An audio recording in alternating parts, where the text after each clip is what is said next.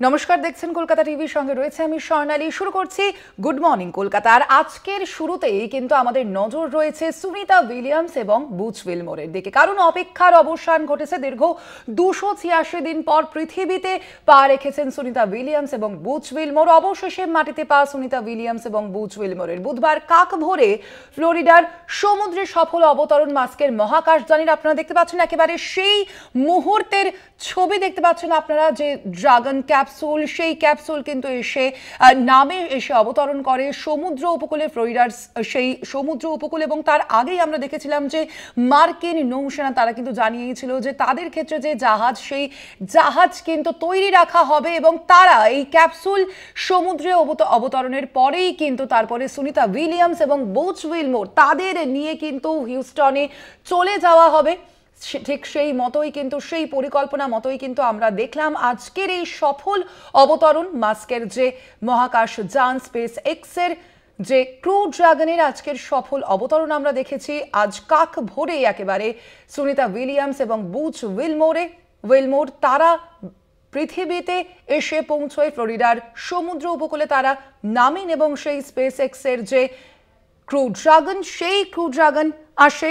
অবশ্যই দীর্ঘদিন ধরে অপেক্ষা করছিল বিশ্ববাসী। আমরা দেখেছিলাম গত বছর জুন মাসে সুনিতা উইলিয়ামস এবং বুচ উইলমোর তারা গিয়েছিলেন আন্তর্জাতিক স্পেস স্টেশনে এবং সেখানে গিয়ে রীতিমতো তার পরবর্তীতেই আমরা দেখেছিলাম দীর্ঘ 9 মাস ধরে একাধিক প্রচেষ্টাও করা হয়েছিল, কিন্তু সেই প্রচেষ্টার কোনো সফল পরিণতি আমরা দেখতে পারিনি। অবশেষে মাস্কের এই স্পেস এক্সের যে ক্রু ড্রাগন, সেই ক্রু ড্রাগন নিয়ে এসে পৌঁছলো আজ পৃথিবীর বুকে এসে পৌঁছলেন সুনিতা উইলিয়ামস এবং বুচ উইলমোর। 286 দিন পর নিরাপদেই পৃথিবীতে ফিরলেন ভারতীয় বংশোদ্ভূত আমেরিকান মহাকাশচারী সুনিতা উইলিয়ামস এবং তার সঙ্গী বুচ উইলমোর। আজ প্রায় 3:30 নাগাদ, ভারতীয় সময় 3:30 নাগাদ তারা ফ্লোরিডার সমুদ্রে অবতরণ করেছেন। মহাকাশ থেকে পৃথিবী পর্যন্ত সুনিতা উইলিয়ামস এবং বুচ উইলমোরেদের তাদের যে এই প্রত্যাবর্তন তা নিরাপদে হয়েছে বলেই জানানো হয়েছে ইতিমধ্যেই নাসার পক্ষ থেকে, আপনাদের জানিয়ে রাখি। এবং তাদের সঙ্গেই একই মহাকাশযানে ফিরেছেন নাসার নিক হগ এবং রুশ নভশ্চর আলেকজান্ডার গোরভুনভ।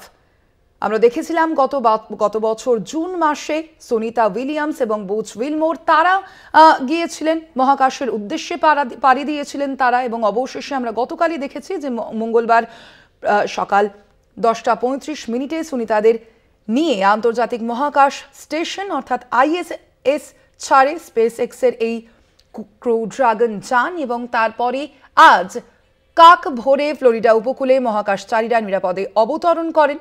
তাদের আনার জন্য সেখানে পৌঁছে গিয়েছিল মার্কিন নৌসেনা। এবং সব থেকে যে গুরুত্বপূর্ণ বিষয়, আমরা এর আগেও দেখেছি যে সুনিতা উইলিয়ামস, বুচ উইলমোর তাদের যে স্বতঃস্ফূর্ত যে ভাব, এবং আমরা প্রত্যেক সময়ই দেখেছি যে তারা কিন্তু কোনো সময় মানসিকভাবে তারা হেরে যাননি। এবং শুধুমাত্র তাই নয়, তারা যখন পৃথিবীর বুকে এসেছেন, আজ যখন তারা ফ্লোরিডা যে সমুদ্র উপকূলে যখন তারা নামলেন, তখনও কিন্তু একেবারে হাসি মুখে সুনিতা উইলিয়ামসকে আমরা যেমন দেখতে পেরেছি, বুচ উইলমোর তিনি যেমন থামস আপ দেখিয়েছেন। অর্থাৎ এটাই বোঝা যাচ্ছে যে দীর্ঘ 9 মাসের একটা কঠিন সময় তো তারা মহাকাশে সেখানে পার করেছেন। সেখানে অনেক হয়তো সমস্যার সম্মুখীনও হয়েছিলেন মহাকাশচারীরা, কিন্তু তার পরবর্তীতেও কিন্তু তাদের যে মনের জোর, সেই মনের জোর কিন্তু একেবারেই হারেনি।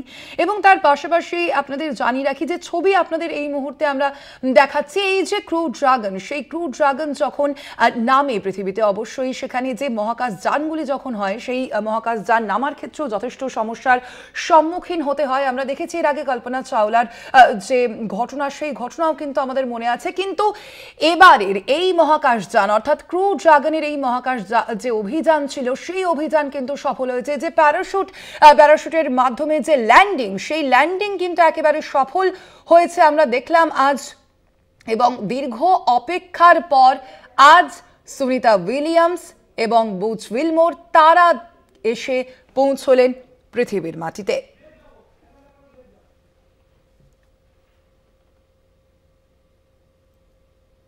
অবশ্যই আমাদের এই খবরের দিকে নজর থাকবে, তবে এখন সময় একটা ছোট্ট বিরতির। ফিরছি বিরতির পর, সঙ্গে থাকুন।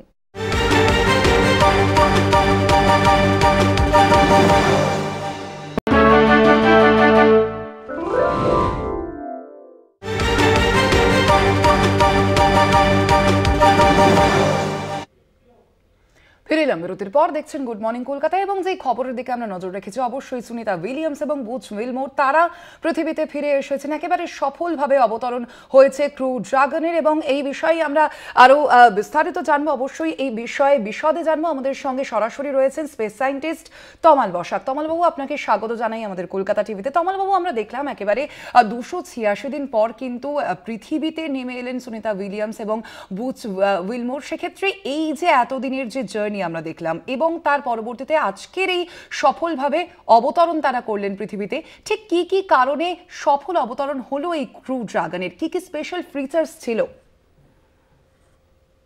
নমস্কার, আপনি পরিষ্কার শুনতে পাচ্ছেন? হ্যাঁ।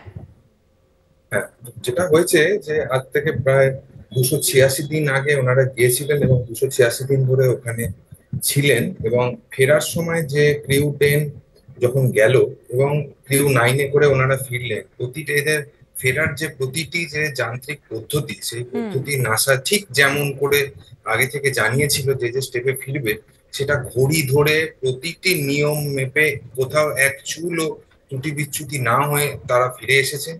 সুতরাং বলাই যায় যে সেটা মানে যেদিক থেকে হয়েছে সেটা পুরোপুরি সফল। প্রথম যেমন ওদের যখন ওখান থেকে আনডকিং করলো, আনডকিং করার ফলে প্রতিটা স্টেপে যখন আনডকিং এবং ওখান থেকে আস্তে আস্তে ওরা ইজেকশনের মাধ্যমে আস্তে আস্তে মেন ইন্টারন্যাশনাল স্পেস স্টেশন থেকে আস্তে আস্তে ওরা নিজেদের সরিয়ে নিল এবং আস্তে আস্তে তারপরে 17 ঘন্টার যে জার্নি, যখন তারা পৃথিবীর চারদিকে নিজেদেরকে ওই যে ক্যাপসুলটা নিজেদেরকে আবর্তন করতে শুরু করেছে এবং আস্তে আস্তে সেই 400 প্রায় 25-26 কিলোমিটার উচ্চতা থেকে ওরা নিজেদেরকে আস্তে আস্তে সেই মানে ঘূর্ণনের মাধ্যমে নামিয়ে এনেছেন প্রায় 100 কিলোমিটারে এবং সেখান থেকে আস্তে আস্তে তারা অ্যাটমসফিয়ারে আমাদের মধ্যে প্রবেশ করতে শুরু করেছে এবং করার ফলে যেটা হয়েছে সেই ঠিক সেখানে প্রবেশ করার ফলে ঠিক জায়গায় 100 কিলোমিটার বা মোটামুটি জায়গায় যে ওদের গ্রুপ প্যারাশুট, সেই প্যারাশুট সেই জায়গা থেকে আমাদের খুলে প্যারাশুট নামতে শুরু করেছে এবং প্যারাশুটটা নামতে শুরু করার পরে তারপরে আস্তে আস্তে আমরা দেখতে পেলাম সেই একটু আগে আমরা দেখলাম যে নীল আকাশের বুকে সেই সুন্দর ছবি, কারণ আমেরিকান স্থানীয় সময় এখন ওখানে বিকেল 5টা 5:30 এবং সেই সময় নামার পরে লাস্টে আমরা দেখলাম যখন প্রায় ওরা আমাদের ঘন অ্যাটমসফিয়ার বা স্ট্র্যাটোস্ফিয়ার ট্রোপোস্ফিয়ারের কাছে ঢুকছে, তখন 4টে সুন্দর সাদা লাল প্যারাশুটের মাধ্যমে সুন্দর তারা যেখানে গালফ অফ আমেরিকার উপর সুন্দরভাবে নেমে। যেটা ঘটনা সবচেয়ে আনন্দের কথা যে প্রতিটা স্টেপ যেগুলো যেভাবে প্ল্যান করা ছিল সেটা কোনো রকম মানে বিন্দুমাত্র কোনো দুর্ঘটনা বা কোনো আশঙ্কা ছাড়া নিচে নেমে এসেছে এবং সফলভাবে ঠিক সময় তাদের রেস্কিউ টিম গিয়ে সেইখানে গিয়ে তাদেরকে নামানোর ফলে যে একেবারেই ঘটনাটা ঘটেছে তমালবাবু, সেটা অবশ্যই আমাদের প্রত্যেকে এই আলোচনা তো সুষ্ঠুভাবে চলতেই ঘটেছে। থাকবে যে কিভাবে তাদের এই সফল অবতরণ, কি এই প্রক্রিয়া, অবশ্যই সেই বিষয়ে আমরা আলোচনা শুনবো আপনার থেকে। তবে এই সময় এখন একটা সময় ছোট্ট বিরতির, ফিরছে বিরতির পর, সঙ্গে থাকুন।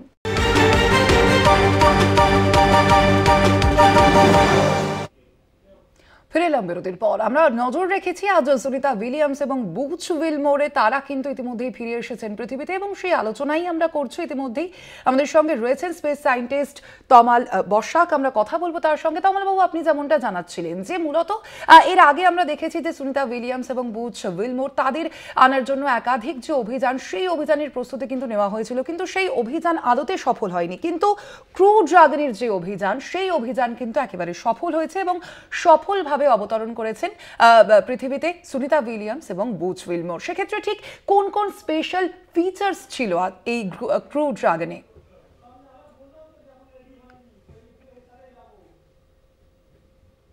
সবচেয়ে বড় কথা যে প্রত্যেকটা যে স্টেপ যেখানে যে নিরাপত্তাজনিত ব্যাপারগুলো সেইগুলোকে মানে ঠিকভাবে পালন করা। যেমন ওদের প্রথমে যখন ওরা হ্যাচ লকিং বলে যে ব্যাপারটি ছিল, হ্যাচ লকিং এর সময় যাতে ওদের প্রত্যেকটি বিন্দু মাত্র মানে বাইরের সঙ্গে যাতে কন্ট্যাক্ট সম্পূর্ণ আইসোলেট করে রাখা যায় সেই ব্যাপারটা দেখা হয়েছে। তারপরে সেখান থেকে যখন তারা ওখানে তাদের মানে ফায়ারিং ইত্যাদির মাধ্যমে যখন তারা আস্তে আস্তে পৃথিবীর কাছে চলে এসেছে প্রায় 426 কিলোমিটার হাইট থেকে প্রায় 100 কিলোমিটার, সেইখানে যাতে কক্ষপথ প্রপারলি মেনটেন করা হয় সেইটা দেখা হয়েছে। ঠিক তারপর যখন 100 কিলোমিটার মোটা জায়গায় এলো, তখন যেখানে ডিঅরবিট করার জন্য যে ইঞ্জিন ফায়ার করার যে প্রক্রিয়াটি সেটিও সফলভাবে সম্পন্ন হয়েছে। তারপর তারা একটি রোগ রক প্যারাশুটের মাধ্যমে আস্তে আস্তে নামতে শুরু করে। আমাদেরকে মনে রাখতে হবে তারা যখন ইন্টারন্যাশনাল স্পেস স্টেশনের থেকে জার্নি শুরু করেছে তাদের ভেলোসিটি ছিল প্রায় 17,000 মাইল প্রতি ঘন্টায়। সেইখান থেকে তারা আস্তে আস্তে যখন নেমে এসেছে আমরা যখন জানতে পারছি, যখন তারা প্যারাশুটে করে নামছে, সেখান থেকে আস্তে আস্তে ভেলোসিটিটা চলে এসেছে প্রায় 60-65 মাইল প্রতি ঘন্টা। সুতরাং কোথা থেকে কোন জায়গায় ভেলোসিটি নামানো এবং সেই যে ব্যাপার, সেই ভেলোসিটি নামানোর সময় যে প্রত্যেকটা রকেট বা তাদের রিজেকশন ইঞ্জিনের যে ব্যবহার, সেটা একদম ঠিক সময় ঠিক ভাবে হয়েছে। এবং ঘড়ি ধরে ঠিক আমাদের গালফ অফ আমেরিকায় 3:27 AM, যেটা আমাদের স্থানীয় ভারতীয় সময়, এবং ওদের সময় বিকেল বেলা আমেরিকায়, সেটা পরিষ্কারভাবে ঘটেছে। এবং ঘটনাচক্রে এবং অনেকটা প্রেডিক্টও করা হয়েছিল যে ঠিক আবহাওয়া যে সময় একদম পরিষ্কার পরিচ্ছন্ন, আমরা একটু আগে মানে আমরা উত্তেজনায় হয়তো রাত্রির জেগে সেই লাইভ ভিডিও দেখেছি, যেখানে দেখলাম যে নীল আকাশের বুকে একদম সাদা লাল প্যারাশুট একদম সুন্দরভাবে 4টে প্যারাশুটে করে যন্ত্রটি নেমে এলো। এবং সেইখানে আরেকটা ব্যাপার আছে, সেটা মেনশন করতেই হবে, যখন ওই ক্যাপসুলটি নেমে আসছে বা যেটা ক্রিউ মডিউল যেটা নেমে আসছে, সেটা ঠিক তার যে ভোঁতা দিকটা সেইটা পৃথিবীর মানে বায়ুর দিকে মুখ করে নামছে। এবং সেই নামার ফলে যেটা হচ্ছে, সেই ঘর্ষণের ফলে প্রায় সেখানে তাপমাত্রা উঠে যাচ্ছে 3 থেকে 3,500 ডিগ্রি সেলসিয়াস। সেটা কিন্তু মানে মুখের কথা না। এই 3-3,500 কিলোমিটার যখন মানে ডিগ্রি সেলসিয়াস যখন উঠে যাচ্ছে, এবং ঠিক তার ভেতরেই তখন সেই আগুনের স্ফুলিঙ্গ গুলো কিন্তু দেখা যায়। কিন্তু ঠিক তার ভেতরেই 4জন যেখানে বসে আছেন, সুনিতা উইলিয়ামস এবং বাকিরা যেখানে নিক হক যারা বসে আছেন, প্রত্যেকে তারা কিন্তু দেখতে পাচ্ছেন। কিন্তু সেই বাইরে কিন্তু তা সত্ত্বেও সেই টেম্পারেচারের আঁচ ভেতরে এক মুহূর্ত পৌঁছয়নি।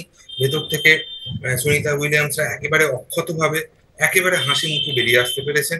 সেটা একটা বিরাট অ্যাচিভমেন্টের অবশ্যই। একদমই। সেক্ষেত্রে তমালবাবু, আপনি যে আবহাওয়ার কথা বলছিলেন, আমরা দেখেছিলাম যে এই আবহাওয়ার কারণেই কিন্তু মঙ্গলবার এই অবতরণ হওয়ার কথা ছিল ক্রু ড্রাগনের, কিন্তু সেই সময় কিন্তু আমরা দেখেছি যে পরবর্তীতে পরিবর্তন হয়ে তা বুধবার অর্থাৎ আজ একেবারে সকালবেলা অর্থাৎ কাকভোরের সময় এই অবতরণ হয়েছে। সেখানে এই যে প্রতিকূল আবহাওয়ার কথা আপনি বলছিলেন, সেগুলো ঠিক কি কি সমস্যা করতে পারে? দেখুন, প্রতিকূল আবহাওয়ার ব্যাপারটা সমস্যা তো করবে। প্রতিকূল আবহাওয়ার ব্যাপারটা ওরা আগে থেকেই খেয়াল করেছেন। এখন এখন অনেক ধরনের প্রযুক্তি আবিষ্কার হয়েছে, যেখানে ঠিক কেমন মোটামুটি আবহাওয়া থাকবে সেটা মানে বেশ কিছুটা অনেকটা অ্যাকিউরেসির সঙ্গে সেটাকে নিরূপণ করা সম্ভব। যে মোটামুটি সেই সময় কি বৃষ্টি হবে, না সমুদ্রের ওপর হাওয়ার ভেলোসিটি কত থাকবে, টেম্পারেচার কত থাকবে, বা বাতাসের প্রেসার কত থাকবে, হিউমিডিটি কত থাকবে, এই সমস্ত জিনিসপত্রগুলো আগে থেকে মোটামুটি আগে থেকে একটা তারা আন্দাজ পাওয়া সম্ভব। যদি সেরকম আগে থেকে তারা বুঝতেন যে ঠিক যে সময় ওরা গালফ অফ আমেরিকায় নামবে, সেই সময় গালফ অফ আমেরিকার ভেলোসিটি মানে যতটা বা বাতাসের ভেলোসিটি বা তাপমাত্রা যতটা দরকার তার থেকে হেরফের, বা সেই সময় যদি ঝড় বৃষ্টির পূর্বাভাস ইত্যাদি থাকে, যে সময় বিন্দুমাত্র বিপদের আশঙ্কা থাকে, তারা সেই সময় সেই সময়টাকে হয়তো আগে পরে করে নিতেন।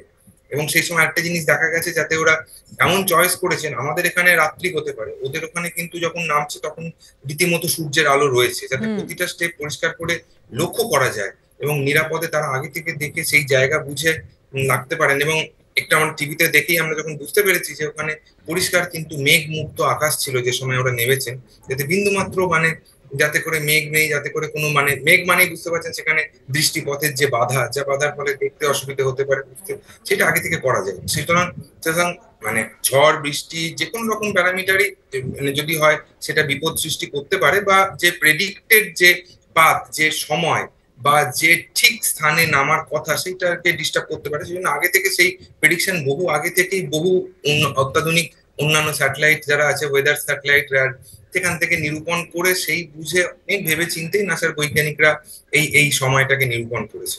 সেটা তো মানে বলাই বাহুল্য। একদম। সেক্ষেত্রে তমালবাবু, আরো একটা যে বিষয় জানতে চাইবো, যে এই যে সময়সূচি পিছানো হলো, সেই সময়সূচি পিছিয়ে মোটামুটি এই যে ক্রু ড্রাগন রয়েছে তার কি কি সুবিধা হলো আজকের এই অবতরণের ক্ষেত্রে, সেই বিষয়টাও যদি একটু জানান।